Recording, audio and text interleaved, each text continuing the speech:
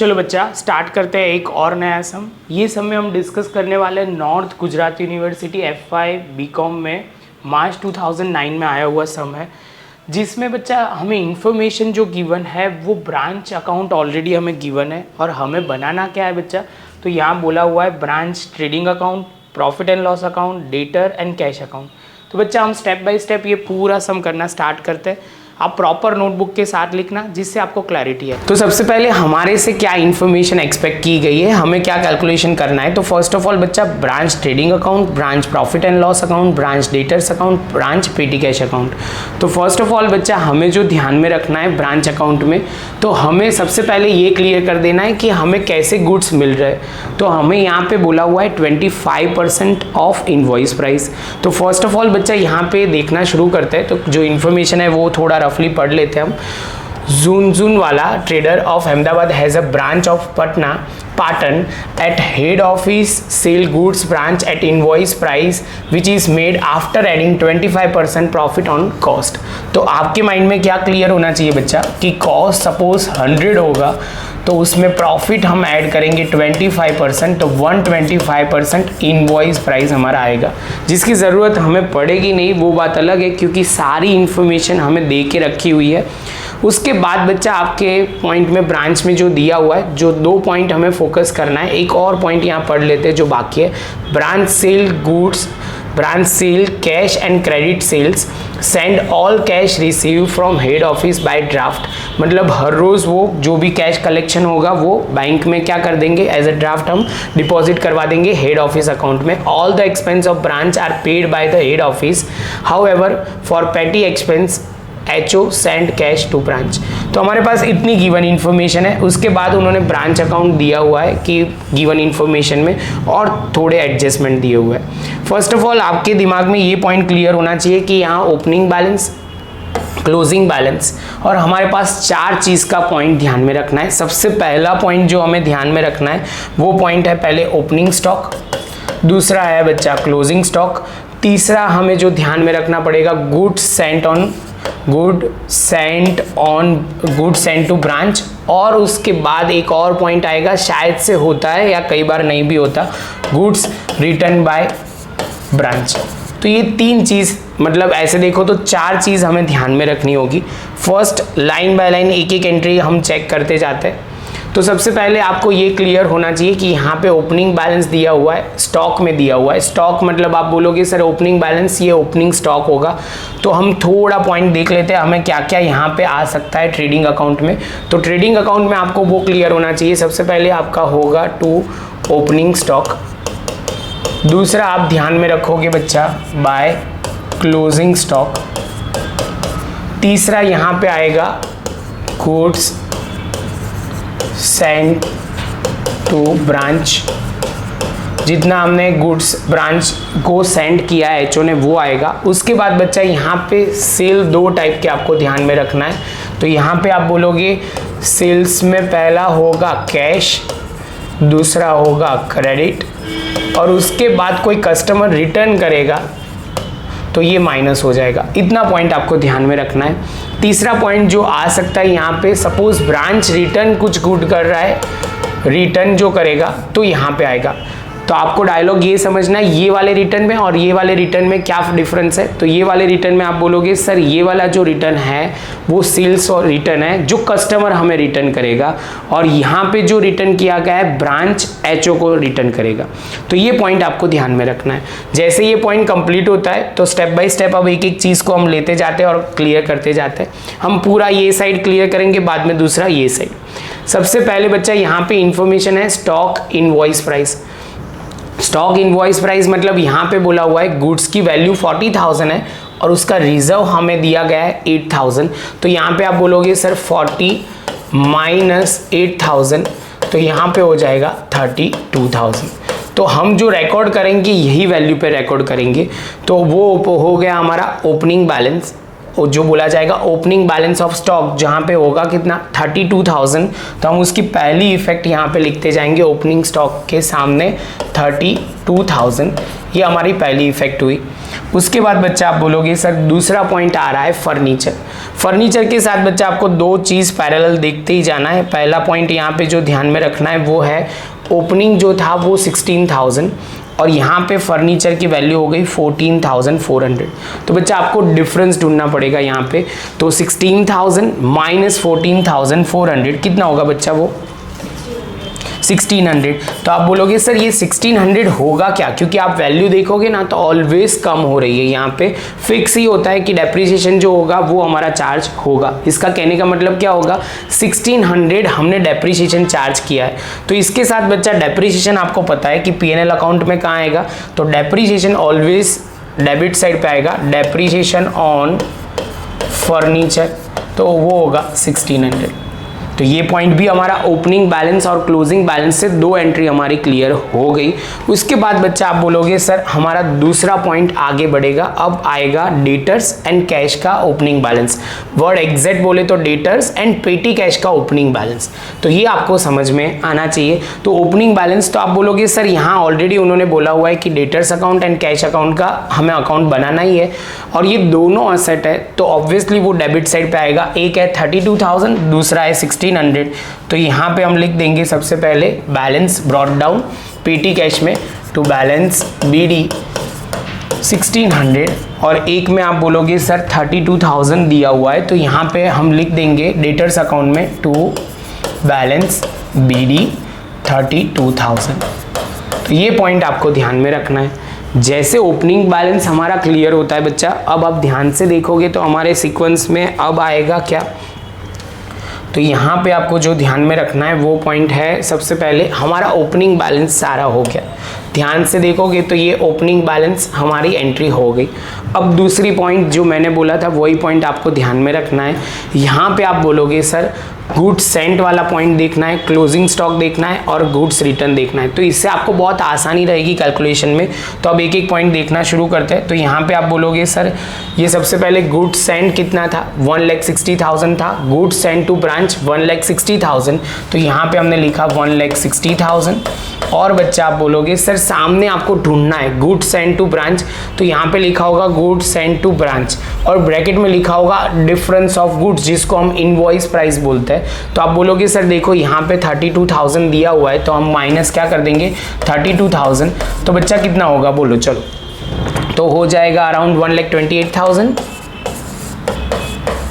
चलो तो उसके बाद बच्चा आप बोलोगे सर इसकी इफेक्ट भी हम लिख लेते हैं। गुड्स सेंट टू ब्रांच तो आप बोलोगे सर ये सिंपल है, हमारे पास ब्रांच के पास क्या आ रहा है? गुड्स आ रहा है। तो यहाँ पे आप बोलोगे 1,28,000 और मैंने इनर कॉलम इसलिए लिखा हुआ है कि शायद से ब्रांच कुछ रिटर्न करता है तो उसके अकॉर्डिंगली हम माइनस कर देंगे। बस इतना पॉइंट आपको ध्यान में रखना है। तो बच्चा ये पॉइंट होते ही हमारा आगे का स्टेप आ जाएगा। तो आगे का स्टेप क्या आएगा? तो अब आप बोलोगे सर अब क्लोजिंग इन्वेंट्री और गुड्स रिटर्न दो पॉइंट हमें ढूंढना है। तो यहाँ से आप बोलोगे सर देखो क्लोजिंग इन्वेंट्री तो फिक्स होता है, बैलेंस कैरिड डाउन में ही होता है। तो बैलेंस कैरिड डाउन में 48,000 आपको मिल जाएगा। अब सेम वे उसकी ऑपोजिट साइड मतलब यहाँ पे आप कहीं पे देखोगे तो गुड्स सेंट टू ब्रांच ये बोला हुआ है वो हमारा काम का नहीं है। यहाँ लिखा हुआ है स्टॉक रिजर्व। तो ये हमारा क्या हो जाएगा? हमारा इनवॉइस प्राइस का जो लोडिंग है वो हमारा आ जाएगा। तो आप बोलोगे सर लिखो यहाँ पे 48,000 माइनस 9,600। तो बच्चा कितना आ जाएगा हमारा? 38,400। तो यहाँ पे आपको ध्यान में रखना है ये हमारा क्लोजिंग स्टॉक आया। बच्चा ये ध्यान में रखना ये फिर से 1600 क्या होगा तो हम डिस्कस वो कर रहे हैं, लेकिन आपको ये देखना है स्टॉक के सामने स्टॉक का ही कैलकुलेशन ध्यान में रखना है। वो गलती हो सकती है तो वो गलती आपसे नहीं होनी चाहिए। तो यहाँ पे आप बोलोगे सर ये क्लोजिंग स्टॉक है तो 38,400 हम क्लोजिंग स्टॉक में लिख देंगे। तो हमारा ये वाला पॉइंट भी हो जाएगा। क्लोजिंग स्टॉक होते ही बच्चा अब आगे का स्टेप आपको गुड्स रिटर्न वाला पोर्शन देख लेना है। तो गुड्स रिटर्न ध्यान से देखो तो यहाँ आपको मिल जाएगा। देखो गुड्स सेंड टू ब्रांच, और ब्रैकेट में लिखा हुआ है goods return at invoice price. लिख दिया है उन्होंने, साफ साफ बोला हुआ है कि सर हमने 8000 के गुड्स डिफेक्टिव होंगे, कुछ भी प्रॉब्लम होगी, उसकी वजह से हमने उसको रिटर्न किया गया है। तो 8000 है, उसके सामने आप देखोगे तो यहाँ रिटर्न भी है। और ध्यान से पढ़ना, डिफरेंस ऑफ गुड्स रिटर्न लिखा हुआ है इन्होंने वर्ड टू वर्ड प्रॉपर। तो यहाँ पे आप बोलोगे सर ये 8000 हमने लिखा, उसमें से आप बोलोगे सर 1600 माइनस किया, तो ये कितना हो जाएगा बच्चा 6400। और इसके साथ बच्चा हमारा ये गुड्स रिटर्न वाला पॉइंट भी आ गया। तो गुड्स रिटर्न वाला पॉइंट आ गया तो यहाँ से हम 6400 क्या कर देंगे बच्चा, माइनस कर देते हैं। तो 1,28,000 माइनस 6400, तो बच्चा कितना होगा 1,21,600। तो इसके साथ बच्चा हमारा नेट परचेज वर्ड यूज नहीं बोल सकते, लेकिन हमने कितना गुड्स एचओ से लिया हुआ है, तो 1,21,600। तो हमारा ये बेसिक पॉइंट सारे कवर हो गए। आप ध्यान से देखोगे तो गुड्स रिलेटेड जो जो एडजस्टमेंट थे वो हमने सारे कर दिए। अब बच्चा बात आई एक एक पॉइंट की, जो हमारे पहले एडजस्टमेंट है उसके रिलेटेड क्लियर कर देते हैं, और उसके बाद हम आगे जाएंगे, जो बाकी की इंफॉर्मेशन है वो कर देते हैं। देखो हमारा कौन कौन सा हो गया, तो ये वाला पॉइंट खत्म, ये भी खत्म, ये पूरा खत्म। क्लोजिंग स्टॉक का भी हिसाब क्लियर है, इसमें थोड़ा गंदा ज़्यादा हो जाएगा तो हम समझ जाएंगे, जो राउंड किया है वो हमारा हो गया है। चलो तो अब स्टार्ट करते हैं यहाँ से। First adjustment, during the year debtors of branch has return goods worth ₹8,000। तो बच्चा मैंने पहले भी बोला था, जब डेटर्स कोई रिटर्न करेगा तो आपको वो समझना है, यहाँ पे ये रिटर्न है ना, वो 8000 यहाँ पे आएगा। ये कहाँ पे आएगा, सेल्स रिटर्न वर्ड इसको बोला जाएगा। और बच्चा अब यहाँ से एक स्टेप आगे चलना है, जो आपको ध्यान में रखना है, ये रिटर्न जो किया गया है डेटर्स ने किया है, तो यहाँ पे अब डेटर्स अकाउंट में भी आएगा। तो बच्चा आपको थोड़ा रफली आइडिया मिल जाए इसलिए मैं थोड़ा लिख लेता हूँ। यहाँ पे आप बोलोगे क्रेडिट सेल्स होता है, यहाँ पे बच्चा आप बोलोगे सर ये ध्यान में रखना है, यहाँ पे होगा हमारा सेल्स रिटर्न। उसके बाद बच्चा जब भी हमें कोई कैश कलेक्शन या कुछ भी होता है, पैसे मिलेंगे, तो हम बैंक अकाउंट या चेक लिख देंगे, या आप बैंक लिखोगे या कैश लिख दोगे। उसके बाद बच्चा और आगे चलते हैं, सपोज कोई बैड डेब्ट्स होता है तो भी यहाँ पे होगा। और बच्चा आप बोलोगे सर कभी और कोई पॉइंट अभी तो ध्यान में नहीं आ रहा, हाँ डिस्काउंट अलाउ, जो कि इसको हम भूल नहीं सकते, डिस्काउंट अलाउ आता है तो ये ध्यान में रखना है। और एक कभी कभी ये एडजस्टमेंट बहुत आता है, इंटरेस्ट चार्ज करेंगे तो यहाँ पे आ जाएगा। ये बच्चा ऐसा है कि ये पॉइंट आपको जितना आता होगा आपके लिए इतनी इजी रहेगा वैल्यू पुट करना, तो आपको इजीली समझ में आ जाएगा। तो बच्चा अब हमारे में सेल्स रिटर्न दिया हुआ है, तो यहाँ पे आप लिखोगे सेल्स रिटर्न 8000। तो बच्चा आपको ये ध्यान में रखना है, दो इफेक्ट हमने क्यों दी, क्योंकि डेटर्स और आप बोलोगे सर ट्रेडिंग अकाउंट में भी उसकी इफेक्ट आ रही थी, इसलिए ये दो अकाउंट की कुछ भी इफेक्ट आएगी तो ये अकाउंट में हमें इफेक्ट डालना है। अब बच्चा दूसरी एक इंपॉर्टेंट बात, तो बच्चा अब पीटी कैश एक्सपेंस में क्या क्या ध्यान में रखना है, तो यहाँ दो चीज़ आपको ध्यान में रखना है। बैलेंस ब्रॉट डाउन तो आपको समझ में आ गया है, तो यहाँ पे बैलेंस कैरिड डाउन भी आपको क्लियर हो जाएगा। यहाँ पे ध्यान रखना है ये एक्सपेंस होगा, और यहाँ पे होगा पीटी कैश या cash send by HO cash. तो आप बोलोगे sir petty cash send by HO. बच्चा ये लिखने का हमारा मतलब क्या है कि इससे आपको क्लैरिटी बहुत रहेगी कि सर हमें ये जो पॉइंट है इतनी ही चीज़ इसमें आती है। कई बच्चों को ये बहुत टफ लगता है, जब अब हम नेक्स्ट सेशन जो लेंगे उसमें एक बड़ा सम होगा, ये सब आएगा, तो आपको ये पॉइंट यहाँ पे क्लियर होगा तो आगे के सम मैं बोल रहा हूँ आपको कंफर्म इजीली आ जाएंगे। लेकिन सब्जेक्ट तो आपको इतनी चीज़ याद रहनी पड़ेगी, और इतना डिफिकल्ट नहीं है बच्चा, ये तो बहुत ईजी है, खाली बस थोड़ी प्रैक्टिस करोगे तो आराम से ये क्लियर हो जाएगा। तो बच्चा अब आगे बढ़ते हैं, तो यहाँ पे अभी हमारा जो मेन पॉइंट है वो आगे देखते हैं। तो इन्फॉर्मेशन के हिसाब से हमारा पहला एडजस्टमेंट खत्म। दूसरे एडजस्टमेंट में बोला हुआ है during the year branch has return of the bad debts of 1600 and also allow the discount of 800। तो बच्चा मैंने बोला ही था ये दो एडजस्टमेंट होते ही है, तो यहाँ पे 1600 हमारा बैड डेब्ट्स है और डिस्काउंट अलाउ है 800। तो आप बोलोगे सर सबसे पहले यहाँ पे ध्यान रखना है, डिस्काउंट अलाउ जो होता है वो प्रॉफिट एंड लॉस में डेबिट साइड आता है, तो यहाँ पे हम लिखेंगे डिस्काउंट अलाउ। और दूसरा आप बोलोगे बैड डेब्ट्स जो हमारा लॉस हो गया तो वो आपको हमें लिखना पड़ेगा। तो आप बोलोगे सर बैड डेब्ट्स में लिखो 1600, यहाँ पे बैड डेब्ट्स में लिखो 1600, और आप बोलोगे सर डिस्काउंट अलाउ जो हमने दिया हुआ है 800 का डिस्काउंट अलाउ है। क्लियर है बच्चा? तो ये हुई एंट्री हमारे P&L अकाउंट में। और आप बोलोगे सर अब भी आपने बोला था कि हमने डेटर्स अकाउंट में डिस्कस किया था, उसके हिसाब से यहाँ पे भी तो इफेक्ट डालनी पड़ेगी। तो बैड डेब्ट्स जो हमारा हुआ है वो 1600 का हुआ है और डिस्काउंट अलाउ 800। अब बच्चा आप ध्यान से देखो, आपको ये फॉर्मेट आता हो तो आपके लिए बहुत ईजी रहेगा, नहीं आता तो आपके लिए बहुत डिफिकल्ट है, आपको समझ में ही नहीं आएगा कौन सी चीज़ कहाँ जा रही है। ऐसे देखो ना तो ये 5 चीज़ के अलावा बहुत कुछ आएगा नहीं, 1 2 3 4 5 6 और ओपनिंग क्लोजिंग आपको ध्यान में रखना है। ये जनरली यही एंट्री से हमारा काम बन जाएगा। तो आपको ये 4-5 चीज़ ध्यान में रखना, जब हम बड़ा सम करेंगे सब ये पार्ट होगा तो आपको ये आता होगा, इजीली समझ में आ जाएगा। एक ही बात को हम रिपीट कर रहे हैं बच्चा। तो चलो फिर से आगे चलते हैं। तो यहाँ पे अभी आप बोलोगे सर ये सेकंड एडजस्टमेंट भी क्लियर। थर्ड एडजस्टमेंट की बात, during the year branch has debited interest of 2400 on it's debtor of an account. तो बच्चा ये समझो, कहने का मतलब बहुत सिंपल है। कई बार डेटर्स क्या करते हैं, हमने बोला था कि आपको 30 दिन के अंदर पेमेंट करना है, लेकिन डेटर्स कोई भी रीज़न की वजह से वो पेमेंट हमें नहीं कर पाए, तो हमें उनको बोला गया है कि आपको एक्स्ट्रा पैसा पेमेंट करना पड़ेगा, लेट पेमेंट करना पड़ेगा। उसके लिए आपको वर्ड बोला जाएगा इंटरेस्ट चार्ज। तो यहाँ पे उन पे इंटरेस्ट चार्ज हुआ है 2400। तो ये हमारे लिए तो इनकम है, हमारे लिए इनकम है, इसलिए P&L अकाउंट में कौन सी साइड आएगा बच्चा, इनकम वर्ड बोला तो ऑलवेज P&L अकाउंट में क्रेडिट साइड पे आएगा, जहां पे आप बोलोगे इंटरेस्ट चार्ज टू डेटर्स।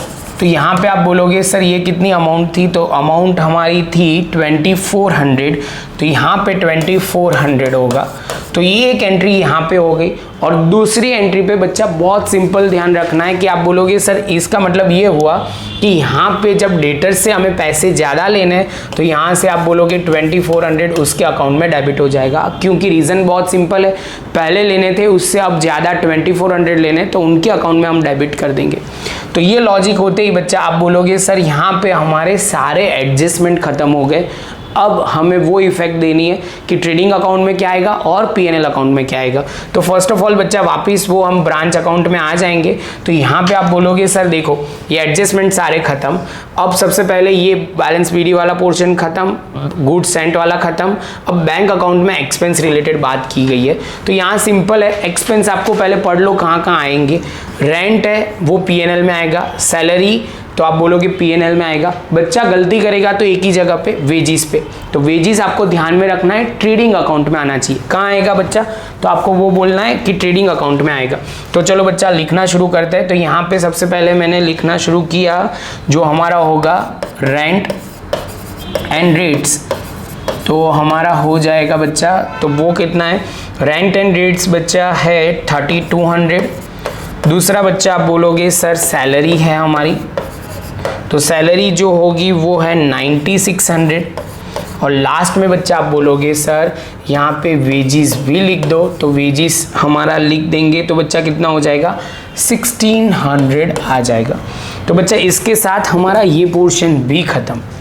अब बच्चा बहुत इंपॉर्टेंट पॉइंट, जो गलती पेटी कैश में आपसे हो ही सकती है वो वाला, और इसके साथ हम सारा पॉइंट कवर कर लेंगे पेटी कैश का तो क्लियर हो जाए। यहाँ पे ऑलवेज आप समझना वर्ड क्या लिखा है पहले वो पढ़ो। तो वर्ड ऐसा लिखा है बच्चा, यहाँ पे आप बोलोगे ना बैंक अकाउंट और पेटी कैश, और ये डेबिट साइड पे लिखा हुआ है। इसका मतलब है कि हमें पैसे मिले हैं कितने, 4800। अब पैसे कहाँ से मिलेंगे, तो HO से हमें पैसे मिले, तो HO से पैसे मिले तो आपको वो डायलॉग याद में रखना है। यहाँ पे जब भी पैसे मिलेंगे तो हम ऑलवेज लिखेंगे पेटी कैश सेंड बाय HO। तो यहाँ पे आप बोलोगे सर अमाउंट कितनी बोली थी, तो 4800। चलो तो 4800 हमने यहाँ पे लिख दिया। अब बच्चा मुझे पूछेगा कि सर हमारे P&L अकाउंट में कौन सी अमाउंट जाएगी, तो ये एक डायलॉग याद रख लो बड़े सम के लिए, यहाँ पे जो अमाउंट होती है वो ब्रांच अकाउंट से होती है और यहाँ जो होगी ना वो P&L अकाउंट में जाएगा। ये बच्चा ने समझ लिया तो हमारे लिए काम हो जाएगा। फिर से एक बार बोल रहा हूँ, ये अमाउंट ब्रांच से आती है, ब्रांच अकाउंट में से जो भी हमें पैसे मिलते हैं वो अमाउंट यहाँ लिखते हैं, और बैलेंसिंग अमाउंट जो होगी वो हमारी एक्सपेंस में होगी। अब बच्चा इसका भी अकाउंट क्लियर ही कर देते हैं क्योंकि आपको समझ में प्रॉपर आ जाए। तो ऑलवेज ना क्लोजिंग बैलेंस आप ध्यान से देखो, ब्रांच अकाउंट में दिया हुआ है 3200। कितना दिया है बच्चा, 3200। तो आप बोलोगे सर लिखो सबसे पहले 3200 as a balance carried down 3200। और ये जैसे ख़त्म होता है बच्चा तो हम टोटल करके कर सकते हैं। तो सबसे पहला पॉइंट जो ध्यान में रखना है, यहाँ पे आप टोटल करना शुरू करते हैं। तो बच्चा यहाँ डेबिट साइड का टोटल कितना आएगा? 6,400 हमने टोटल कर दिया। और यहाँ बैलेंसिंग फिगर बच्चा हम कितना रखेंगे? तो आप बोलोगे 3200 ही, हाँ, क्योंकि बैलेंसिंग फिगर भी हमारी 3200 आ रही है। इसके अलावा यहाँ पे पेटी कैश में कुछ भी नहीं आएगा बच्चा। तो आपसे मैं एक्सपेक्ट कर रहा हूँ कि इतना पॉइंट आपको क्लियर होना ही चाहिए। तो ये जैसे ये पॉइंट क्लियर होता है बच्चा, तो अब आप बोलोगे सर आपने बोला था P&L अकाउंट में आएगा 3200, तो यहाँ पे हम लिख देंगे एज अ P&L अकाउंट में पेटी कैश एक्सपेंस, और आप बोलोगे सर 3200 हमारा आ जाएगा। तो ये पॉइंट पेटी कैश का था जो हमने टोटली डिस्कस कर लिया। अब बच्चा देखते हैं आगे हमारा क्या बाकी रहता है। तो यहाँ पे आप बोलोगे सर पेटी कैश का खत्म, ध्यान से देखो अब कुछ दिख रहा है? तो आप बोलोगे सर गुड्स एंड का हिसाब क्लियर है, स्टॉक रिजर्व का भी क्लियर है। तो ये डेबिट साइड तो सारी खत्म हो गई। अब दो ही चीज़ बाकी है, वो हम डिस्कस कर लेते हैं। पहला दिया हुआ यहाँ ये भी बैलेंस ब्रॉट डाउन जो रिजर्व था वो भी क्लियर है। एक है कैश सेल्स और cash from debtors and bad debt recover, तीन चीज़ हमारे पास दी हुई है। पहले मैंने बोला था कैश सेल्स हमें पता है ट्रेडिंग अकाउंट में कौन सी साइड आएगा बच्चा? तो आप बोलोगे सर क्रेडिट साइड पे आएगा। तो हम सबसे पहले ये 43,200 की इफेक्ट डाल देते हैं कैश में, यहाँ पे 43,200। बच्चा ध्यान से समझना, ये ट्रेडिंग अकाउंट में क्रेडिट साइड पे हमने 43,200 कैश सेल्स लिख दिया। अब बच्चा वर्ड देखो आगे क्या दिया हुआ है। तो यहाँ पे आप देखोगे ना बच्चा, तो ध्यान से देखो, कैश फ्रॉम डेटर्स, डेटर्स के पास से हमें 1,20,000 मिला हुआ है। इसका मतलब अब हमें ये समझना है कि ये डेटर्स के रिलेटेड बात हो रही है। तो डेटर्स अकाउंट में जाएंगे। आप बोलोगे सर देखो यहाँ पे हमने ऑलरेडी 1 लाख आपने इंफॉर्मेशन लिख के रखी थी बैंक अकाउंट, तो यहाँ पे हम लिखेंगे 1,20,000। क्या लिखेंगे बच्चा? 1,20,000। अब बच्चा एक और चीज़ मैं बोल देता हूँ, ऐसे यहाँ पे बैड डेट रिकवर दिया हुआ है, उसके बाद क्या दिया है? Bad debt recover. Bad debt recover कभी भी डेटर्स अकाउंट में नहीं आएगा। फिर से मैं बोल रहा हूँ, यहाँ पे देख लो जो कन्फ्यूजन ना हो जाए। तो ये बैड डेट रिकवर जो है ना वो P&L अकाउंट में आता है। कहाँ आता है? P&L अकाउंट में क्रेडिट साइड पे, लेकिन यहाँ पे नहीं आएगा डेटर्स अकाउंट में। तो बच्चा अब टोटल करने से पहले आपके दिमाग में ये पॉइंट तो क्लियर होना चाहिए, सर ब्रॉट डाउन लिखा तो कैरिड डाउन भी तो लिखना पड़ेगा ना। हाँ बच्चा, तो वो लिखना पड़ेगा ना। कैरिड डाउन हम देख लेते हैं। तो कैरिड डाउन हमारा है कितना डेटर्स का? 64,000। कितना है बच्चा? तो आप बोलोगे सर 64,000, और 64,000 आप बोलोगे सर यहाँ पे हम लिखेंगे, उसके बाद टोटल करेंगे। क्या करेंगे बच्चा? उसके बाद। तो बच्चा आप बोलो कितना होगा टोटल? 1,94,400। और सेम टोटल हम यहाँ लिखेंगे तो 1,94,400। और बच्चा बोलेगा टोटल का डिफरेंस जो आएगा वो हमारा क्रेडिट सेल्स होगा 1,60,000, जो हमारा आंसर उसके साथ टैली भी कर रहा है 1,60,000। बच्चा इसका अपडेटर्स का सारा हिसाब हो गया, अब इसमें कुछ नया नहीं आएगा। तो ये हमारा ख़त्म हो गया। इसके साथ बच्चा आप बोलोगे सर हमें क्या मिला? तो क्रेडिट सेल्स। तो ट्रेडिंग अकाउंट में जाएंगे, क्रेडिट साइड पे जाएंगे, लिखेंगे 1,60,000।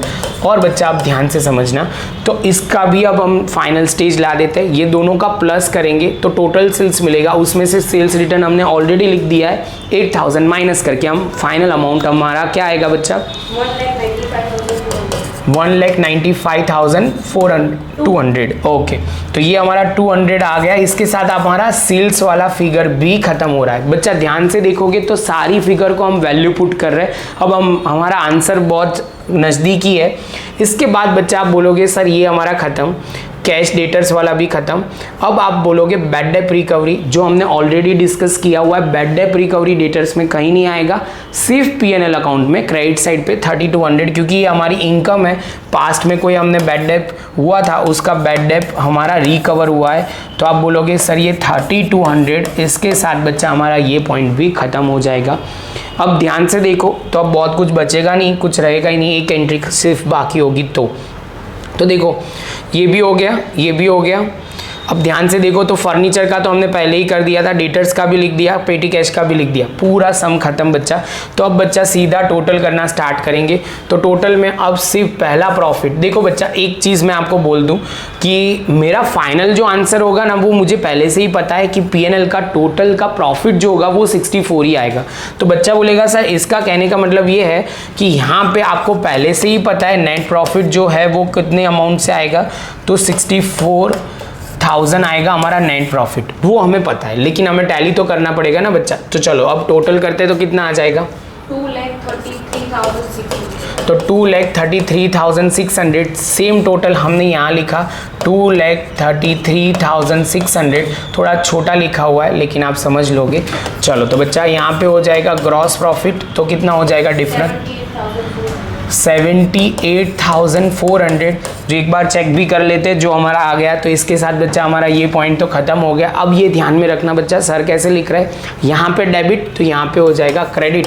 तो यहाँ पे हमने ग्रॉस प्रॉफिट लिखा 78,400, और बच्चा अब बच्चा टोटल करना स्टार्ट करेगा तो यहाँ पे भी सेम चीज़ ही आनी चाहिए। तो पहले टोटल कर लेते हैं, हमारा क्रेडिट साइड का टोटल 78,400 प्लस 2,400 प्लस 3,200, तो कितना हो जाएगा 84,000 में से ये सारे एक्सपेंस हम माइनस करते हैं बच्चा, और हमारा आंसर कितना आना चाहिए। तो बच्चा हमारा आंसर तो फिक्स ही है 64,000 आएगा। एक बार हम टैली कर लेते हैं बच्चा, है बहुत सिंपल, इसमें आप ध्यान से देखोगे तो बहुत सिंपल है, बस थोड़ी प्रैक्टिस करनी पड़ेगी और ध्यान से समझना है, बाकी तो कोई प्रॉब्लम नहीं होगा। तो इसके साथ बच्चा हमारा आंसर भी टैली हो जाएगा। आप प्रॉपर एक बार देख लो एक प्रॉपर सिस्टमेटिकली, तो आपको क्लियर हो जाएगा। मिलते हैं बच्चा नेक्स्ट लेक्चर में नए सम के